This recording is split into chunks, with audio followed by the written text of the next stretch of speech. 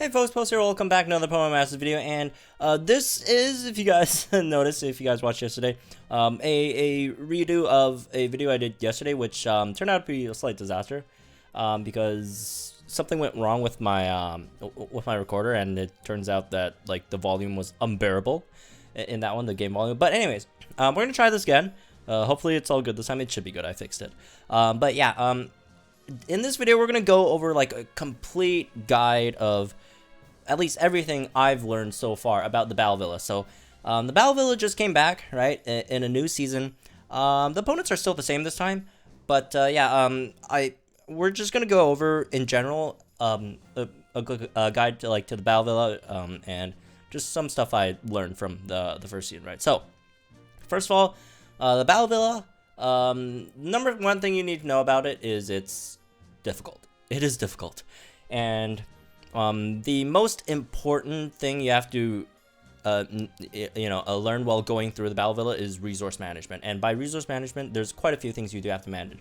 So, let's go through the basics first. So, there's 25 halls in total for the Battle Villa, right? You have to go through them one by one, and you're only allowed one attempt per day. And that means you get 9 Pokemon per day that you could use, and once all 9 of them dies, your attempt for the day is over. You have to wait till the next day, and then they'll revive afterwards, right? So what you want to do every day is to make sure that you can get the most out of those 9 Pokemon, to get as many halls cleared as possible with the 9 Pokemon that you have each day, before the next day when they revive, and then you could just keep on going, right? So you have to beat them one by one, and there are some obstacles. The major obstacle is that in Battle Villa, your HP and MP do not refresh. So once you're in there, once you battled something, right, and then you come out of the other end, how much damage you took in that battle, how much MP you used in that battle, they do not refresh. So if you use a Dire Hit Plus, if you use Charizard, went in, you use Dire Hit Plus in there, and then you finish the battle, you beat them, you do not get that Dire Hit Plus back. So when you go into the next battle, you only have one more use of Dire Hit Plus left until you have to wait for the next day for that all to refresh, right? Same thing with HP. If you took 500 damage while going through one of the halls, when you go into the next hall, that 500 damage will still be there. So that's the basics of Battle Villa, right? And that's why Battle Villa is much tougher than the others. And another thing that you do have to consider as well, that Battle Villa has a time limit, right? Over here, as you can see on top, it's this season at least goes from March the 15th to March the 30th. That's 15 days for completion.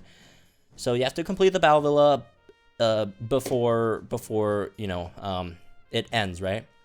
After it ends, it immediately starts a new season, by the way. So there's that.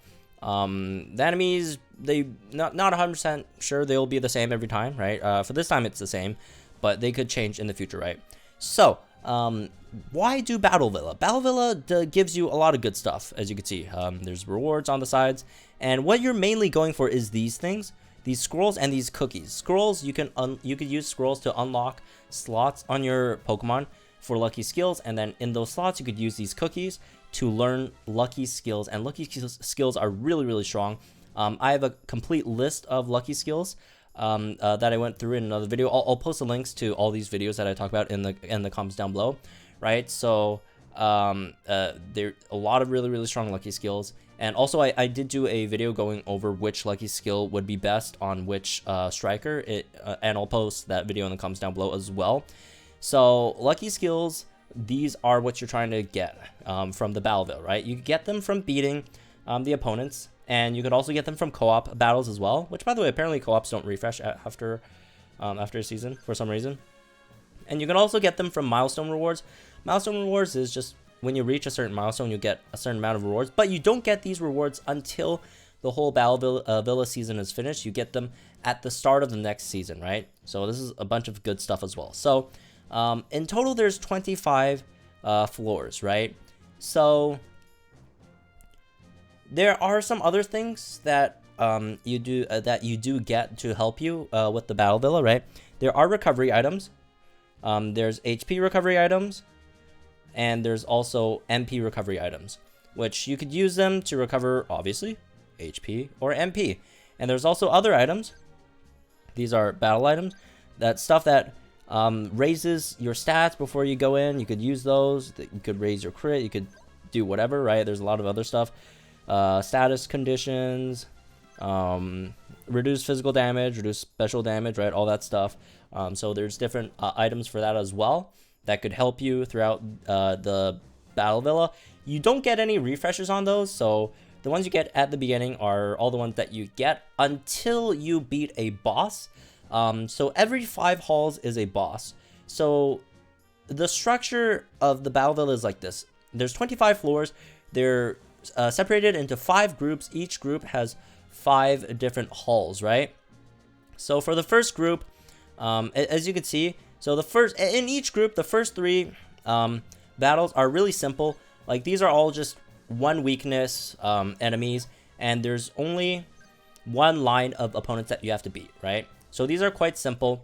These are generally the easy ones that you could rush through. And then you first fight your semi-boss on the 4th one in the group, which has 2 lines of opponents and has all 3 of these weaknesses that were faced before. And then you go to the boss, which is a stronger version of the I guess, mini boss, right?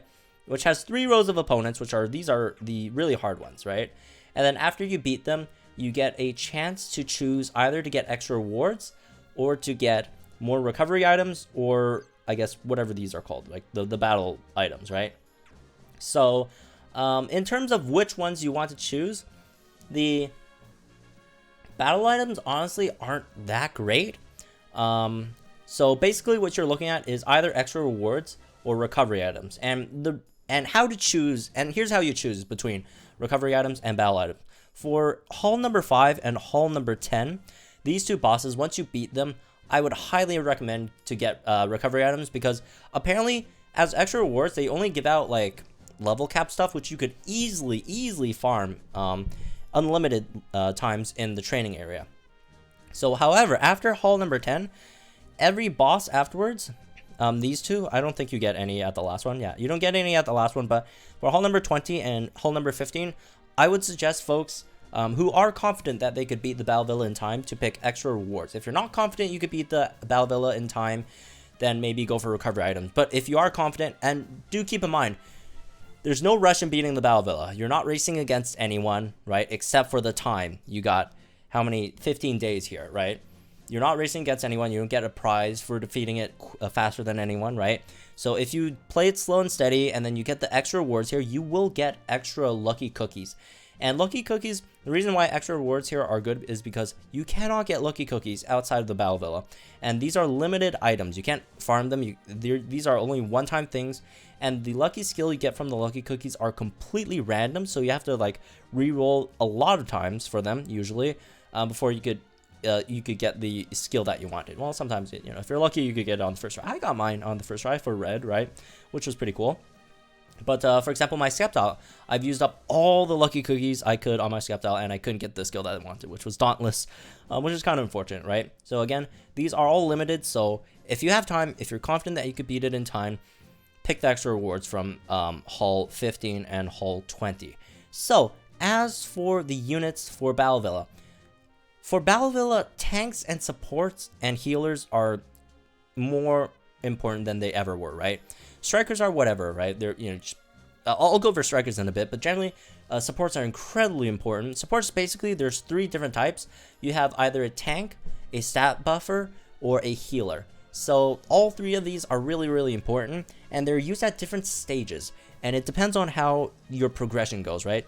So let's not talk too much about the first 5 halls. The first 5 halls are just incredible. It's just a pushover. Like, it's really hard to lose to these, even if you're new to the game. Like, the first 5 halls are incredibly easy, right? But after that, you do have to decide where to use your supports, which supports to use, and all that stuff, right? So for example, in the easier stages, what is more important is to keep everyone alive, right? Because you need to keep all your strikers, all your supports alive, so you could use up most of your resources against the mini boss or the boss, right? So that's what I think is important. And so for you know, generally for these, you probably don't want to bring stat buffers because they're not really necessary. You don't really need them, honestly, right, to beat any of these. So generally just take your tanks and your healers just in case anyone dies or, you know, gets low HP. As for the mini bosses and the bosses, these are, especially the bosses, right? Do not underestimate the bosses. The bosses are really, really difficult. One of my biggest, I had like 2 really, really big mistakes when I first played the Battle Villa. The first mistake was to pick extra rewards on the 5th hall, which was a complete waste. It gave me like 2 gym leader notes or something. I should have picked recovery items here. And my second mistake was underestimating the boss. I completely underestimated Sawyer. I thought it was like, you know, probably similar to Agatha or any of these. No, it's not. The bosses are really, really hard. For the bosses, you should probably go all out, right? You know, it's not a bad idea to go all out. You bring your best stat buffers, right? Your best strikers against the opponent. You bring them. You bring the stat buffers. You bring the strikers, and then just go ham and try to beat it. Because like there's no shame spending more than a day on a single boss, right? Because like for these, usually you want to progress them as fast as possible because there's 25 stages, 15 days. If you're doing 1 stage per day, that's not going to cut it, right?